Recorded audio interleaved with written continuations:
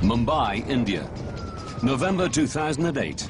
The world watches on as a fire rages at the city's most famous landmark, the luxury Taj Mahal Hotel. It's rumored that up to 60 terrorists are behind a series of commando-style attacks. 59 hours after the attacks began, 166 innocent people are dead. The whole world wants to know who did this and why, and how such an attack could be perpetrated right under the noses of security forces.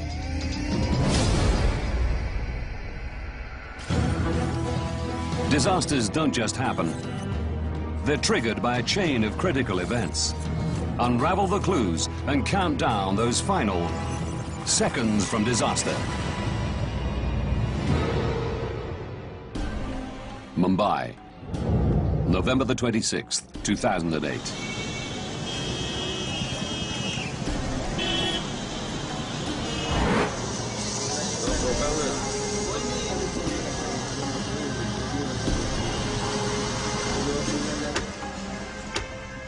The Trident Oberoi Hotel.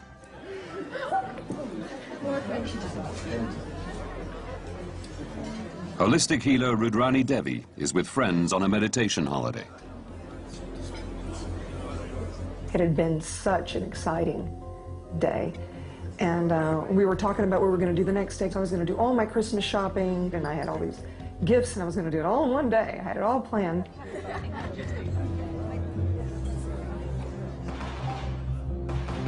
Suddenly we heard what sounded like little pops, you know, pa, pa, pa, pa, pa.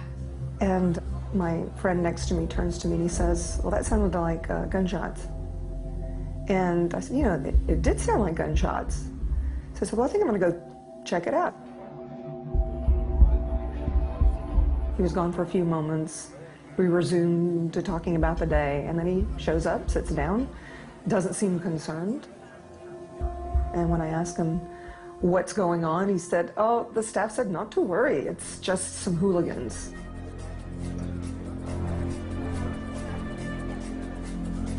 "30 seconds later.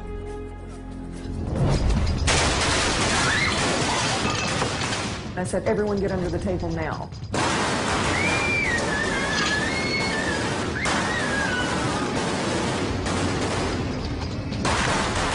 I actually felt the man standing on my yoga pant leg.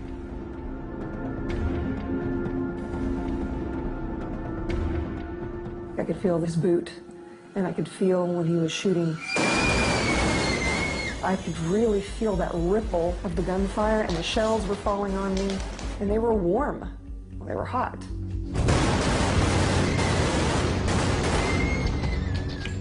He stood there for a moment. It felt like an eternity.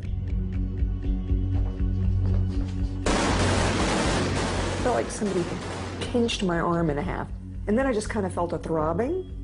And what had happened is it literally had taken my tricep right out of my arm.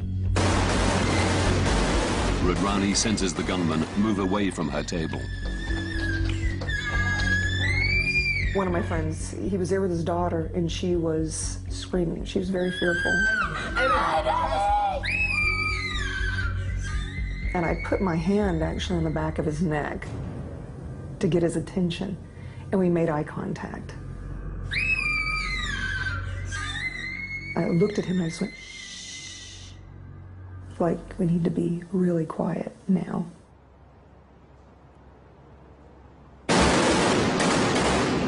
Within seconds, I felt something really shake my arm, and I knew that he'd been hit. I knew it. When I looked back, that whole side of his face was gone.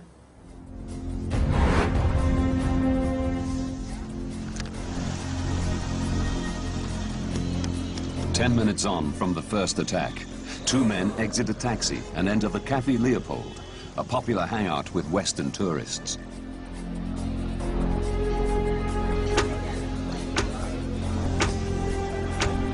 Dara Huang and her boyfriend John are here enjoying the last night of their trip. We heard a huge, like, bang. And the whole restaurant fell silent for like 2 seconds. And then we just kept eating, and then the talking came back.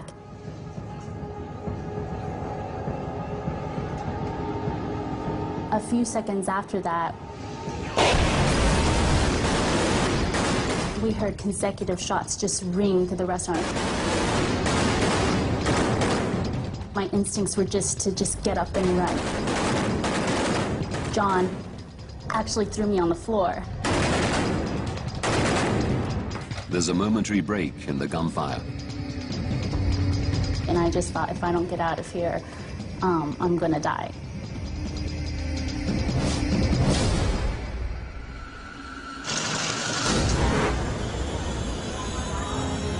Three kilometers away, two men enter the Chhatrapati Shivaji terminus, one of the world's busiest rail stations.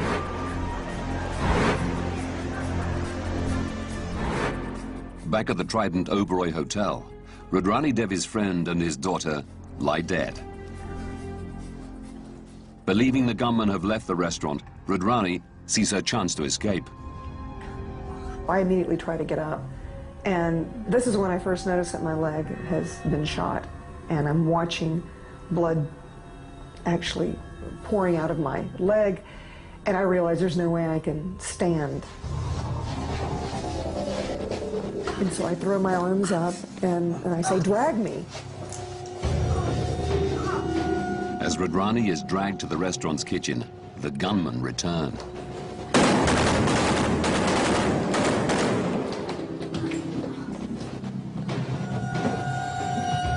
They started firing at the door. Shortly after that, something went flying through the service window, and I knew it was a grenade.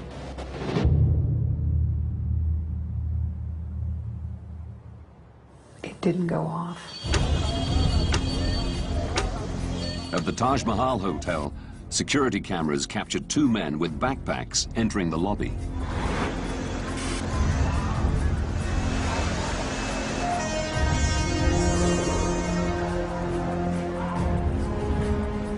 While at the Chhatrapati Shivaji terminus, Laxman Hundakari waits to return home after signing up for police training.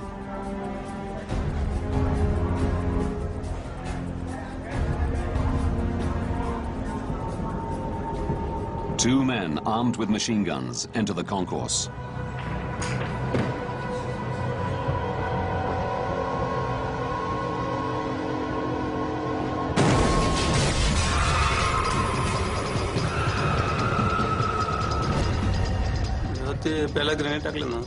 When the first grenade exploded, people started running away.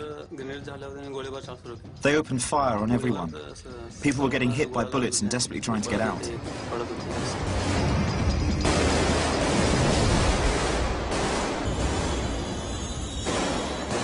Laxman is hit by shrapnel.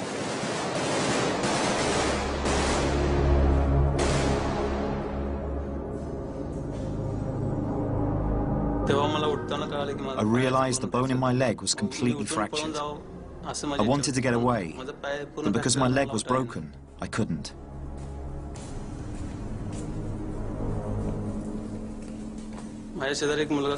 There was a guy next to me. He was about my age. He was scared too.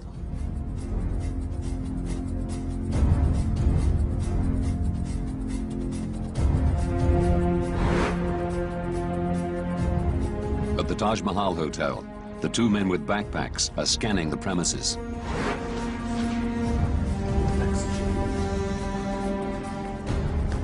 British Asian entrepreneur Lord Ghulam Noon is saying goodbye to a colleague. I thought maybe the firecrackers, because they're always a wedding in Taj Mahal Hotel. I didn't take much notice of it. I pressed the elevators and switch, and I went up. Seconds later, Dara Huang and her boyfriend John rush into the hotel, fresh from their ordeal at Cafe Leopold. We could still hear the shots, like when we were at the door of the hotel, and it really just sounded like fireworks going off. It just sounded like pop, pop, pop, pop. The staff sat us down on the lobby couch and they're like, "Wait right here, we're gonna go get you some first aid." Relax, madam. It's okay.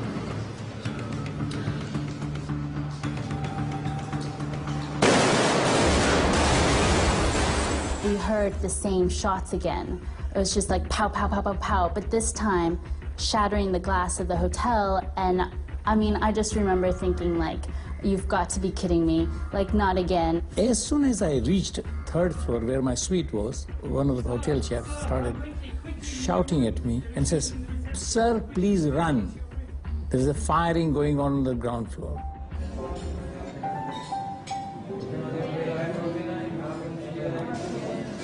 Dara Huang runs into one of the hotel's restaurants. And as soon as I burst in, there's diners there that are kind of like looking up with not a clue of what's going on. I just remember running straight to the kitchen.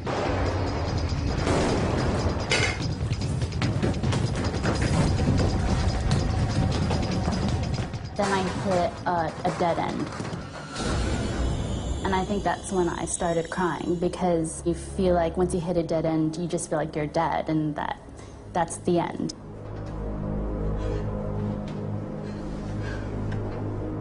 That's when I remember a Muslim woman next to me, and she took the scarf off her head and she put it on the floor and she started praying.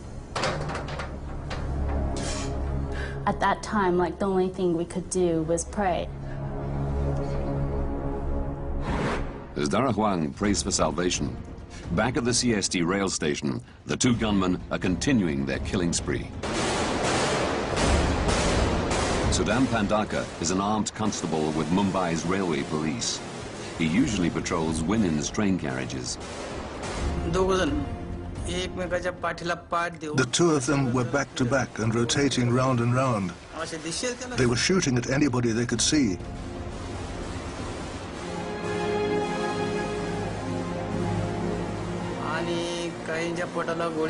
Because some were shot in the stomach, to save their own lives, they were holding their stomachs and desperately trying to get away from the concourse.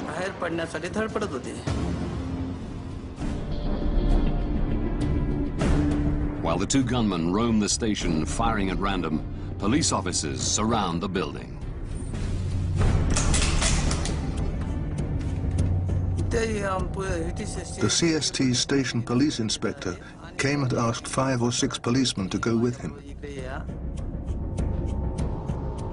An advanced guard has one revolver and Sudam's ancient rifle. As soon as the officers engage the terrorists, they immediately come under attack.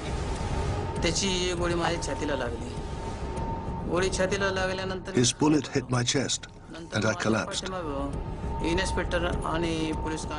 Then behind me, the inspector and constable were hit by rapid fire. They also collapsed. Because of the blood loss, they died on the spot.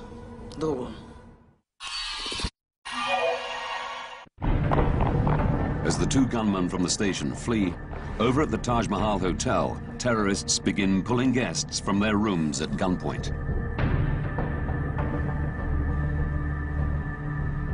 At 11 p.m., 1 hour and 40 minutes after the first terror attack, 2 car bombs explode in different parts of the city. There are 3 sieges going on: at the Trident Oberoi Hotel, at a Jewish study center, Nariman House, and at the Taj Mahal Hotel.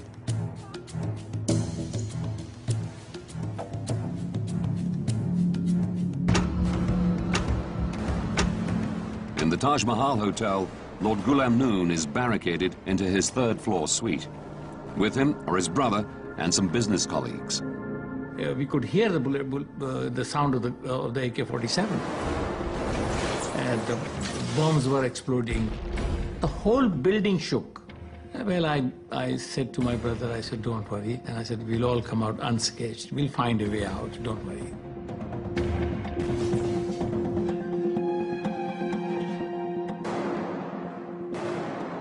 And we saw 2 boys were actually going up and down.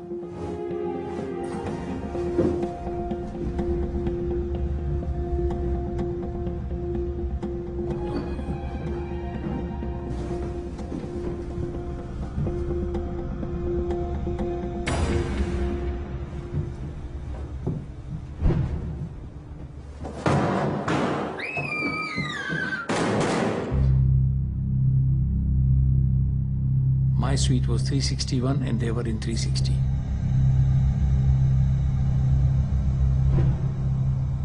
Just a wall, one wall between us.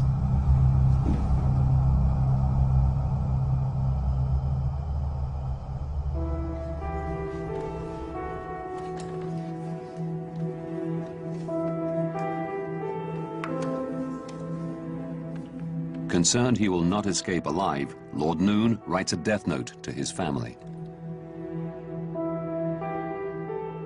At one point of time, I went to the bathroom and took 2 shower caps and wrapped it up and kept it in my hip pocket, hoping against hope that if I'm shot, at least the blood will not reach there, it will survive.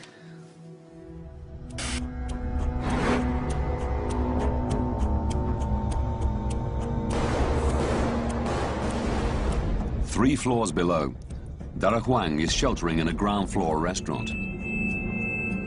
We were all kind of hiding under the tables, and we could kind of hear shots, and we could hear fire.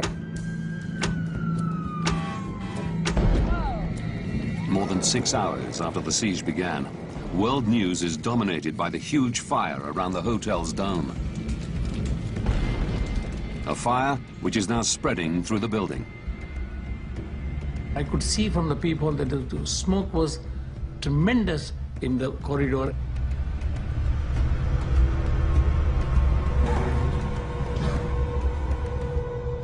Then the smoke started coming in. It was frightening.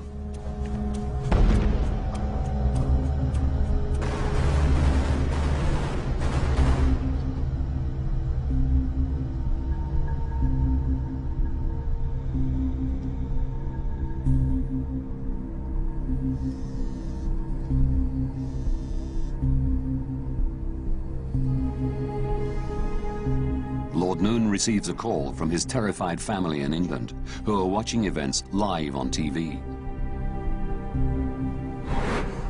And they could see on the television that the building is burning. I was giving them hope. I said, don't worry. One way or other, we'll come out alive. Don't worry.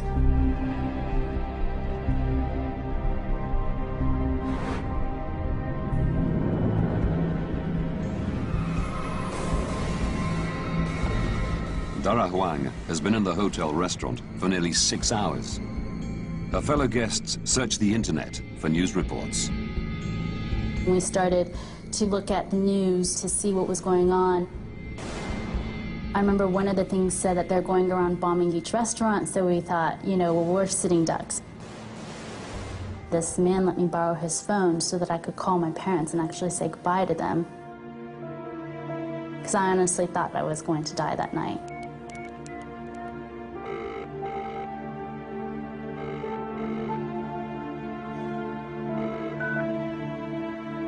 Dara hangs up for fear of worrying her family.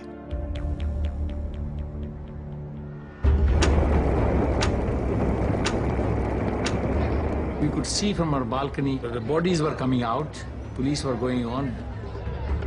So it was a horrific scenario. So we waved out. And one fire officer actually saw us. And we said, come up.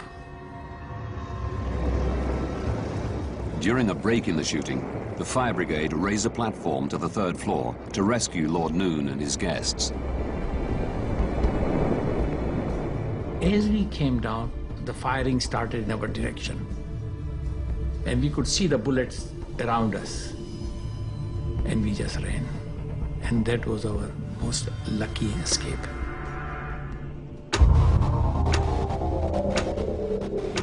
With the terrorists still inside the hotel, National Security Guard commandos begin evacuating guests.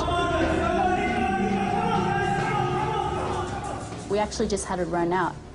And all you saw were a bunch of policemen that were kind of hiding around the corner, and they had their fingers on the trigger. Although they also looked scared as well. As Dara Huang is ushered to safety, hundreds of people remain trapped inside the hotel. the world's media follow the attempts by security forces to free them. Everyone's taking cover now. At least 2 journalists have been injured. Now that was gunfire coming from outside the hotel. At 11 a.m. on November the 28th, the siege at the Trident Oberoi Hotel is over. Rudrani Devi has been rescued, but 35 people lie dead, including 2 terrorists.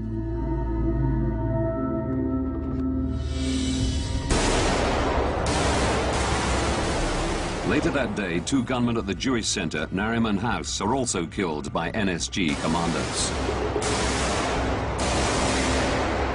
It's the following day before the siege at the Taj Mahal Hotel is finally over. All 4 gunmen there are killed.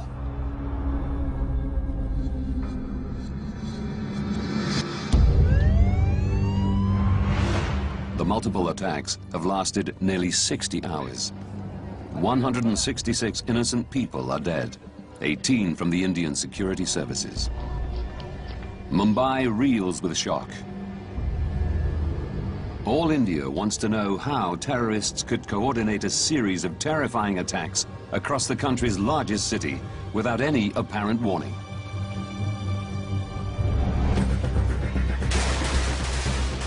Now, by rewinding the events leading up to November the 26th, 2008, and going deep into the official investigation, we can reveal what lay behind the siege that gripped the world for 3 days, and how crucial warnings were ignored.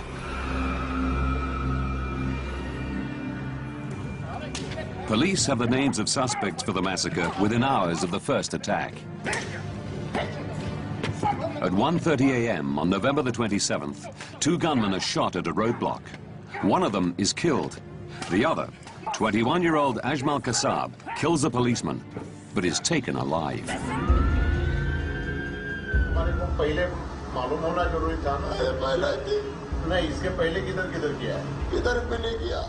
3 sieges are still going on as Kasab confesses to being a member of the Pakistani Islamic terrorist group Lashkar-e-Taiba. The group behind a series of train bombs in Mumbai in July 2006, which killed more than 200 Indian commuters. Kasab then names 9 fellow terrorists engaged in his ruthless mission.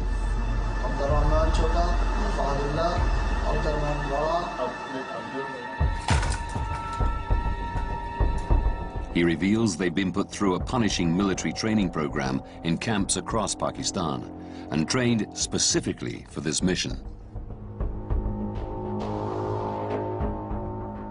तो सभी के लिए है, सभी के लिए ये है, रेल स्टेशन को जाना है। रेल स्टेशन को जाना है। बिल्कुल, ठीक ना?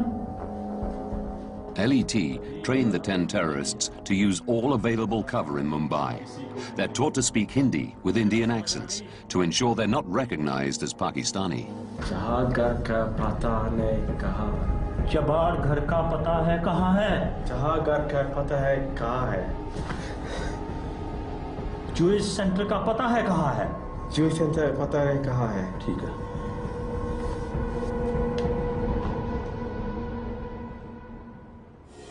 Kasab reveals that he and his fellow operatives arrived in India from Pakistan by sea via a hijacked Indian fishing trawler.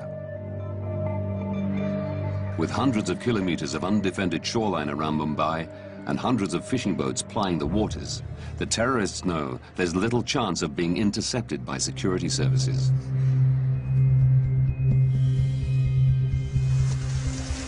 At 8:30 p.m., they land in the dark at Badwa Park, a fisherman's slum, and quickly disappear into Mumbai.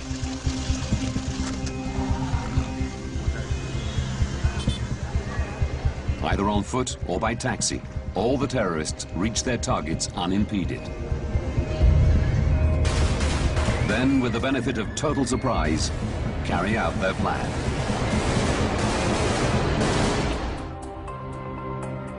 Vapala Balachandran's career has taken him to the highest levels of India's police and intelligence services.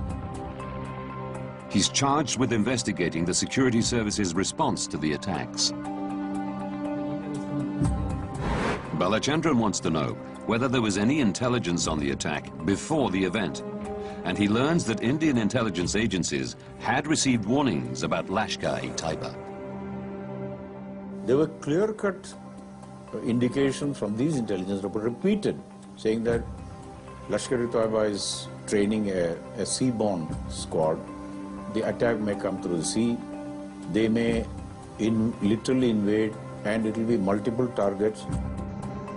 Vapala Balachandran wants to know how the authorities responded to intelligence received 2 years before the siege of Mumbai. Intelligence that LET were planning an attack from the sea. Despite having these repeated intelligence alerts from 2006 onwards, that these people are likely to come through the sea, nothing was done to protect the sea coast. Nearly 3 months before the attacks, intelligence names a number of primarily Western targets in Mumbai, including the Taj Mahal Hotel, the Trident Oberoi Hotel, and Cafe Leopold. The intelligence later says the attacks will not be in the form of bomb blasts, but will be carried out by gunmen who'll stay and fight. These trickles were coming, but these people did not put all this in together and then make a picture out of it, you know. This is likely to come, and this is how we have to respond to it. That was not done at all. It is quite shocking. Balachandran discovers the authorities did not formulate a coordinated defense strategy. The intelligence does reach the local police, who temporarily increase their patrols and encourage the named targets to improve their own security, including closing multiple entrances, using metal detectors, and increasing the number of security guards. Security is stepped up at the hotels, but it's incompatible with the day-to-day operations of a luxury establishment. Just 1 week before the attacks, extra security is removed. There was a view at that time that the hospitality industry and the security clash. So they tried to minimize the security. At 9:20 p.m. on November the 26th, 2 terrorists approached the Trident Oberoi Hotel. They opened fire with machine guns, blasting the glass entrance doors and gaining access to the lobby.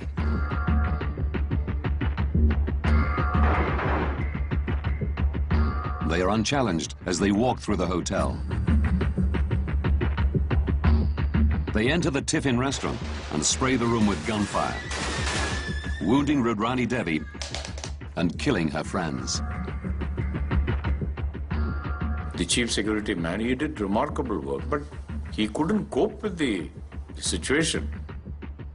Around 20 minutes later, at the Taj Mahal Hotel, witnesses report the first 2 terrorists to get there are disguised as backpackers and presumed to be guests. It's at this moment that Lord Noon returns to his room and Ara Wang runs in after fleeing the carnage at Cafe Leopold, where 11 people died and 28 were wounded. The 2 men take their guns from their rucksacks and then start firing indiscriminately.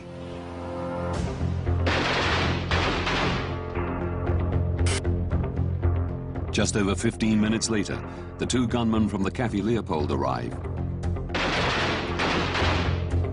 and are nearly shot by their fellow terrorists. It's the first time a city has been hit with a multiple commando-style suicide attack. 5 pairs of terrorists, just 10 men, spread fear and chaos across India's largest city. Balachandran finds the city's police were impotent against the 10 well-armed terrorists. The vast majority of police officers were armed only with a lathi, a bamboo stick. Mumbai police, or for that matter, any civil police in India, trained to tackle only what is called civil disturbances. So the basic philosophy is, when they are asked to use force, they should use force to the minimum. Balachandran learns that many of the police who were armed with guns lacked weapons training because of shortages of ammunition. The guns the police had were no match for the terrorists' automatic AK-56s. The .303 bolt-action rifle Saddam Pandaka carried at the rail station was designed in 1895 and last used by British troops in the 1950s. In our inquiry we found, in all these cases, the response of the police was there in a matter of 5 to 6 minutes. But they were ineffective because they couldn't face the firepower of the terrorists.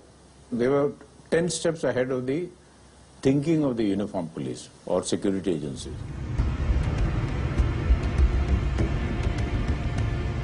To give the impression there were more terror teams operating across the city, the terrorists have planted bombs in the taxis they took to reach their targets.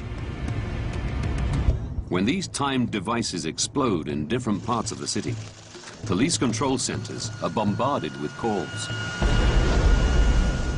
Then the rumors started going. So about 60 terrorists have come, they invaded the city.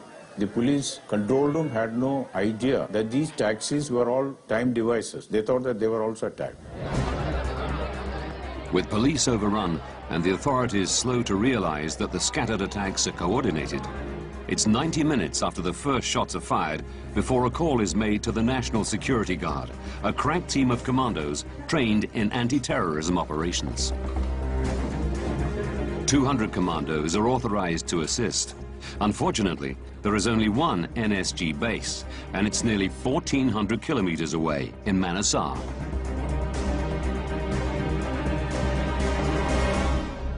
It took some time for them to get an aircraft. They could get it only by 4 o'clock in the morning, and they reached Mumbai at about 6 o'clock. By the time they were operational, at about 8 o'clock in the morning on 27. Until this point, over 10 hours after the attacks began, the terrorists have met no effective resistance.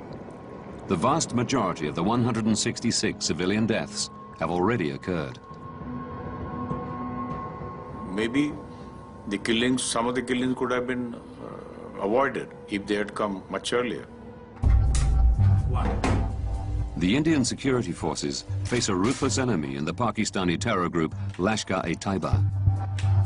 One of the world's leading experts on LET is Stephen Tankel. I have heard from U.S. military officials that when they encounter Lashkar fighters in Afghanistan, they are generally considered to be tactically cut above the others that they come into contact with. LET's fighters are trained in camps actively supported by the Pakistani military and the security agency ISI. But traditionally, their activities are focused on Indian targets as part of their struggle to drive India out of the disputed border province of Kashmir. Tankel believes this is why the intelligence warning of LET's plans to attack Western targets across Mumbai was only half-heartedly acted upon. Mumbai came as a big shock to people, not just because of the scale and scope of the damage, but also because Lashkar-e-Taiba was now targeting Western citizens, which is something that it wasn't seen to have done before. The Mumbai massacre was a way of LET bringing its campaign to the global stage. The Kashmir conflict had been moribund for some time. The Afghan insurgency, in which they were only a minor player, was going strong. And so I think one of the reasons for moving to a spectacular terrorist attack, a 10-person terrorist attack, was to bolster the group's credibility. LET planned to exploit the inevitable news coverage that would follow this unprecedented assault on India and the West.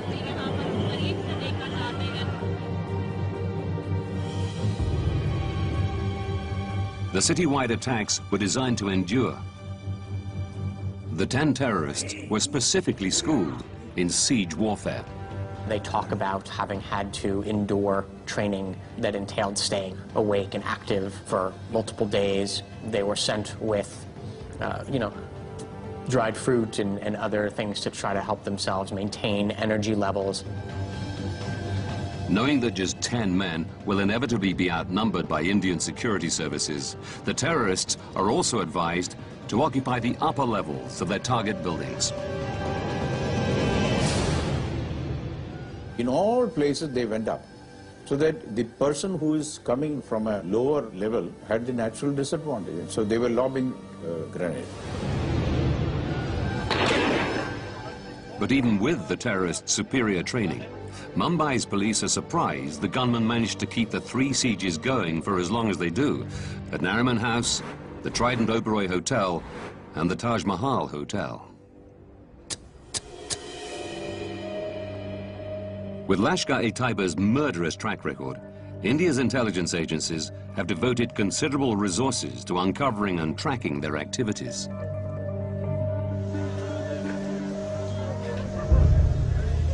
Five days before the attack, an undercover police officer procures some Indian SIM cards.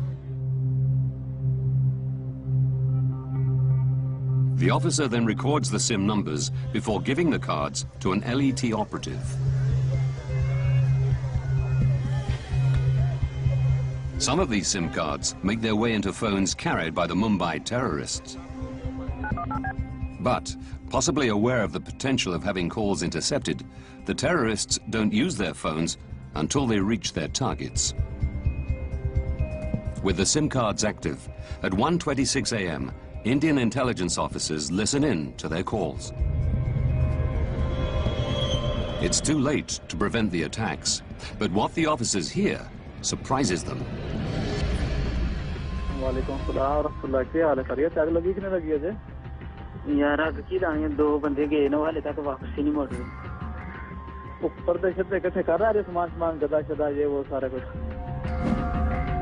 They discover the terrorists are receiving instructions and moral support from their handlers in Pakistan.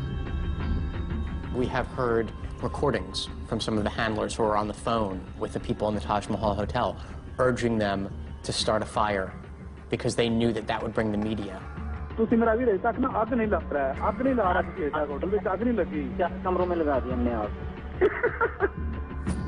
It captivated the world, you know, and Lashkar-e-Taiba knew that it would do that.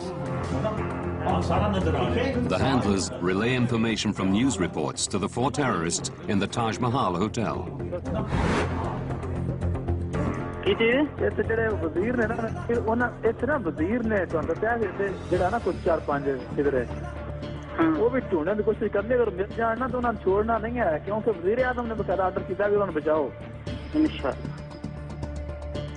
was a very interesting situation which Indian police have never experienced before. Inshallah, inshallah. Balachandran learns the police could do nothing to shut down this line of communication. Mumbai police, their communication is the wireless. Everybody has a walkie-talkie, the vehicle will have wireless set and all. Because of the unusual number of communication, that completely got jammed. So what the officers were doing is that each one was using his own cell phone. A personal cell was being used for all communication. If they had jammed or completely neutralized the whole thing, the police network would have been completely jammed. You know, they would not have been able to communicate at all. The handlers were controlling their operatives remotely from Pakistan. But it's clear the terrorists enjoyed another advantage: inside knowledge. Balachandran wants to know who provided that knowledge. Otherwise, India could be open to further attack. Pakistanis are not allowed to travel freely in India, and previous LET operations that used Indian operatives for reconnaissance prior to attacks ended with little success. The authorities are baffled. Then, 10 months after the attack, they get a lucky break in America. In Chicago, nearly 13,000 kilometers from Mumbai, US citizen David Headley is arrested on suspicion of terrorist activity in Europe. So, what documents were you producing over there in Mumbai? But as he's questioned by the FBI, he confesses to helping plan the Mumbai attacks. David Headley is a fascinating individual. He's not a typical young jihadist. Tankel learns Headley is, in fact, half Pakistani. He was born Dawood Gilani in Washington, D.C. in 1960. He changed his name to disguise his ethnicity. He's born to a Pakistani father and an American mother. He grows up in Pakistan until he's in his late teens, at which point his mother brings him to America. He never really quite fits in here. He returned to Pakistan in 2005 and joined LET. His friends noticed he embraced Islam and became religious for the first time in his life. One would assume that Lashkar-e-Taiba is very pleased to have somebody like David Headley. Having a Pakistani-American operative who has an American passport and speaks multiple languages and can travel quite freely and pass himself off as a businessman, I mean, these things are all very valuable. David Headley confesses to making 5 trips to Mumbai in the 2 years before the attacks. He rents a flat and office space and begins his surveillance. He stays at the Taj Mahal Hotel, and he joins sightseeing boat tours around Mumbai's harbour to find suitable landing sites. After each trip, he goes to Pakistan to hand his information to LET. David Headley was a key piece of the Mumbai attacks. His surveillance that he provided made an enormous difference in terms of the terrorists' ability to execute, after they landed. Headley strikes a deal with US prosecutors. To avoid the death penalty, he pleads guilty to 12 counts of terrorism. Having looked deep into the investigation, we can now reveal the series of events that allowed 10 terrorists free rein of India's largest city, killing at will and terrifying the world for nearly 3 days.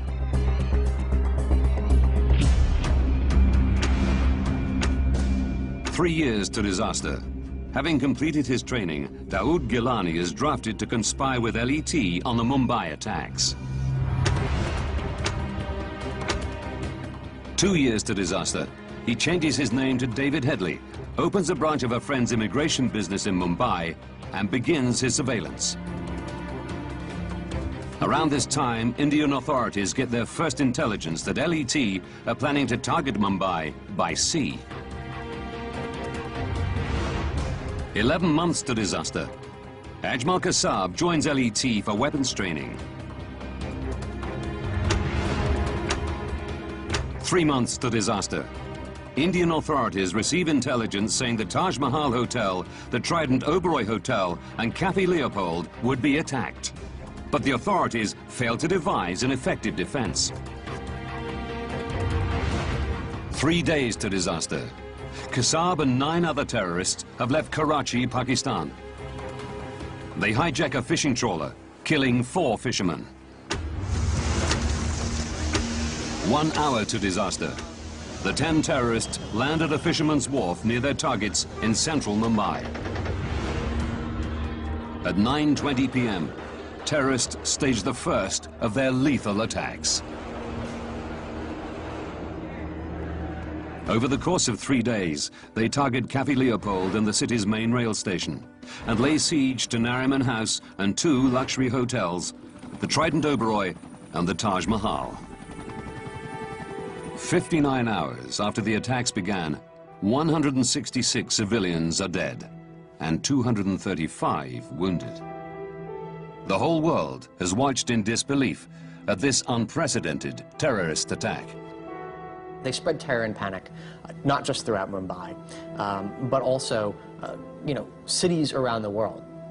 Specifically, coastal cities and littoral states, began considering, could this happen to us?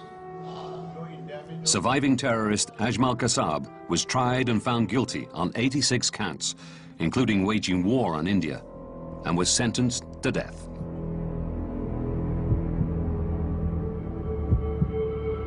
Don't miss a nail-biting episode of Air Crash Investigation, brand new tomorrow at 9. Next, we look at the race to build the world's biggest bomb.